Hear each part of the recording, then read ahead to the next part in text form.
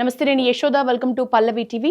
నాగర్ కర్నూలు జిల్లా నల్లమల లోతట్టు ప్రాంత లింగాల మండలం బౌరాపూర్ గ్రామ పంచాయతీ పరిధిలోని కొండ కోనల్లో వెలసిన సలేశ్వరం లింగమయ్య స్వామి జాతర ఉత్సవాలు రెండో రోజు ఘనంగా జరుగుతున్నాయి. రెండు తెలుగు రాష్ట్రాల నుంచి లక్షలాది మంది భక్తులు సలేశ్వరం చేరుకొని తమ మొక్కుల్ని చెల్లించుకుంటున్నారు. ప్రయాణం కష్టతరమైనప్పటికీ కూడా ఆ కష్టాన్ని శివనామ స్మరణతో ఇష్టంగా భావిస్తూ వాగులు, వంకలు, కొండలు, గుట్టలు దిగుతూ ఊతకర్ర సాయంతో వృద్ధులు సైతం కొండగుట్టల్లో కొలువుదిరిన సలేశ్వరం లింగమయ్యను అత్యంత భక్తితో దర్శనం చేసుకుంటున్నారు. వెళ్తున్న మార్గంలో ట్రాఫిక్ సమస్యలు తలెత్తుతున్నా వాటిని కూడా లెక్క చేయకుండా భక్తులు తమ ప్రయాణాన్ని వస్తున్నాం లింగమయ్య వస్తున్నాం అంటూ రెండో రోజు కూడా భక్తులతో నల్లమల అడవులు కిటకిటలాడుతున్నాయి.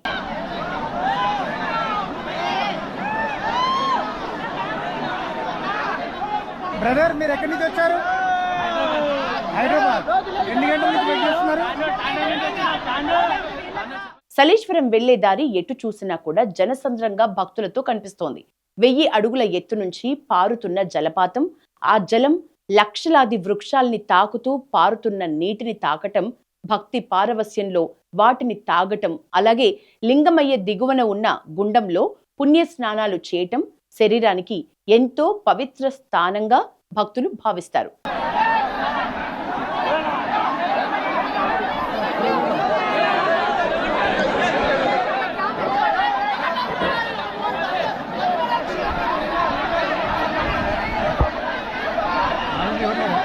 వాలంటీర్ ఎవరు లేరా?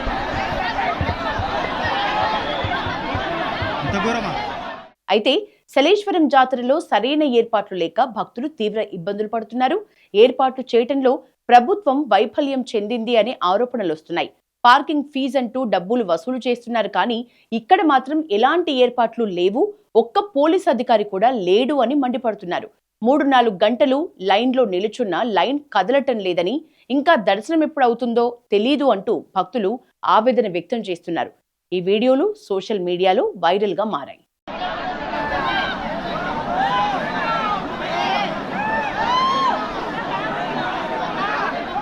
బ్రదర్, మీరు ఎక్కడి నుంచి వచ్చారు? హైదరాబాద్. ఎన్ని గంటల నుంచి వెయిట్ చేస్తున్నారు?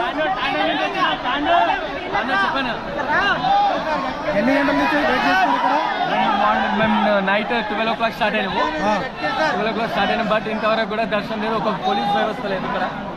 పోలీసు ప్రభుత్వం ఏం చెప్పిందంటే అందరు బ్యారికేడ్స్ ఏర్పాటు చేసినాము, లైన్లు ఏర్పాటు చేసినాము, పోలీస్ వ్యవస్థ ఉంది అని చెప్పి, కానీ ఎక్కడ కూడా ఒక పోలీస్ కానిస్టేబుల్ కూడా లేడు, ఒక వాలంటీర్ కూడా లేడు, కానీ ఒక సిస్టమేటిక్ అనేది లేదు. ఎందుకంటే ఒక పోలీస్ కానిస్టేబుల్ కనబడతలేడు, ఒక వాలంటీర్ కూడా కనబడతలేడు.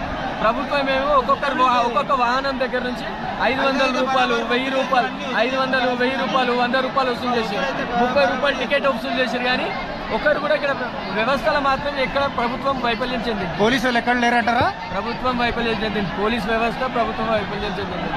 ఈ జాతర మొత్తానికి అటర్ ఫ్లాప్ చేయాలనే ఉద్దేశంతో చేసినట్టు అనిపిస్తుంది.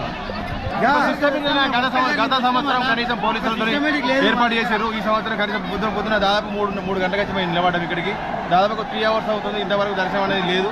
ఇక్కడ గవర్నమెంట్ మాత్రం వైఫల్యం చెందినట్టే. ఇక్కడ మామూలు బాట దాచక్కర్లేదు. ఈ ప్రజలకు మాత్రం చాలా ఇబ్బందిగా ఉన్నది. ఓన్లీ 3 days పెట్టడమే దాని విషయంలో ఈ 3 రోజులనే కంప్లీట్ అవుతుంది కాబట్టి విపరీతమైన జనం వస్తున్నారు. ఇది మాత్రం చాలా ఇబ్బందికరంగా ఉన్నది. గవర్నమెంట్ మాత్రం వైఫల్యం మాత్రం తప్పకుండా చెందినట్టే. కనీసం ఒక పోలీస్ కానీ, ఒక కానిస్టేబుల్ కానీ ఎవరు కూడా ఇక్కడ వచ్చి పబ్లిక్ని ముందుకు పంపించి దర్శనం చేసుకునే సందర్భం అయితే లేదు. దాదాపు 100% ఈరోజు గవర్నమెంట్ మాత్రం వైఫల్యం చెందినట్టే. 100 రూపాయలు టోకన్స్ కొనుక్కుంటుంది, బండి టోకన్స్ కానీ కనీసం ఒక్క పోలీసు ఇక్కడ లేరు. ఇంత ఇబ్బంది పడుతుంది, ప్రజలు ఇబ్బంది పడుతుంది. ఆలోచించండి సార్ ప్లీజ్. రేవంత్ రెడ్డి గారు, మీరు ముఖ్యమంత్రి ఉన్నారు, ఇక్కడ నుంచి కాదు, మన మన్నార్ జిల్లా నుంచి. కనీసం మన మన్నార్ జిల్లా